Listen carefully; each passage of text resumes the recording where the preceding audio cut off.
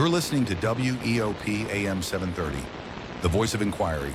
It's time for Echoes of Persuasion with your host, Colt Thornton. Some arguments don't persuade by evidence. They persuade by sounding finished, by speaking with a confidence that leaves no room for inquiry, not because the questions have been answered, but because doubt itself has been declared unnecessary. This kind of persuasion doesn't invite examination. It reassures. It borrows the language of science, the posture of authority, and the cadence of a sermon.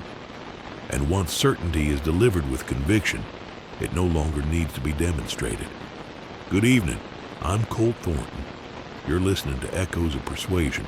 When complexity feels threatening, when questions feel destabilizing, when reassurance is mistaken for truth, this is the voice that does not discover, it declares. Not by debate, but by delivery. This is the preacher-scientist. The preacher-scientist doesn't argue in the traditional sense. They deliver. The cadence is familiar. Measured pauses, confident tone, controlled emphasis. Claims arrive fully formed, wrapped in language that sounds scientific, but functions like doctrine.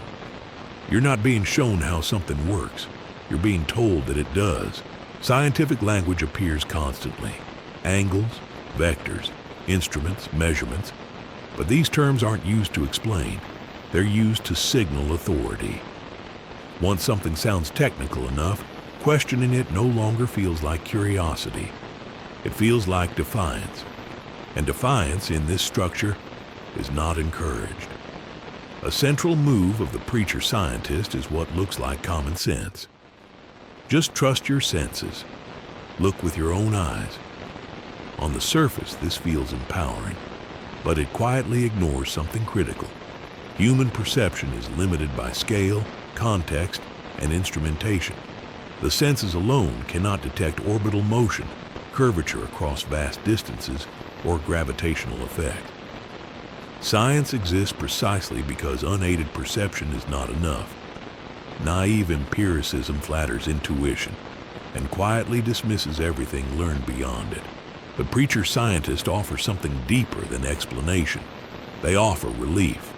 No equations to wrestle with, no uncertainty to tolerate, no ambiguity to sit with. Everything is resolved. And in a world that feels chaotic, certainty is comforting, even when it's misplaced. When challenges arise, the tone shifts, not toward engagement, but toward protection. Comments disappear. Users are blocked. Questions are erased. The appearance of certainty is preserved by removing uncertainty. This isn't debate avoidance. It's boundary maintenance. One of the most effective features of the preacher-scientist is that faith is never acknowledged as faith.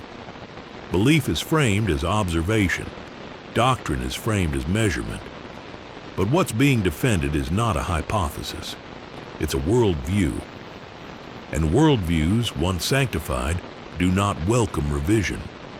The preacher-scientist succeeds because they offer the authority of science, the comfort of religion, and the certainty of revelation, all without admitting to any of it. The listener doesn't feel persuaded. They feel confirmed. Reality doesn't argue back. It doesn't shout. It doesn't block comments. It doesn't preserve appearances. It simply continues, whether believed or not. The sun rises. The horizon curves with scale. Instruments agree, even when rhetoric does not.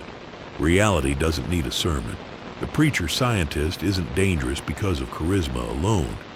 They're effective because they replace inquiry with reassurance, because once belief sounds certain enough, it no longer needs to be examined.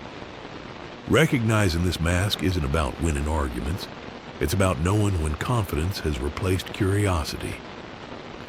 Join me as we continue this Masks of Persuasion series here on Echoes of Persuasion. And always remember, the echoes fade, but persuasion never sleeps.